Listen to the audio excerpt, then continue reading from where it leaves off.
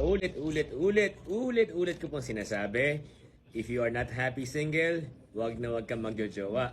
And here's why. Before we continue, favor naman. So, ay nakikinig and you find my content, may value, may reason, may logic, whether you agree or disagree, kindly hit the like, share, and even the save it in your videos button. Tsaka yung page po na ito ha, hindi po siya about morality or righteousness. We don't judge anyone here sa page na to, so baka matrigger lang po kayo.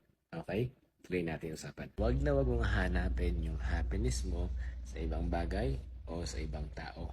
Promise, hindi mo ito makikita. Nagets niyo po ba? Dapat happy ka na on your own. So kung meron mang dumating, dapat magdadagdag lang siya sa happiness mo.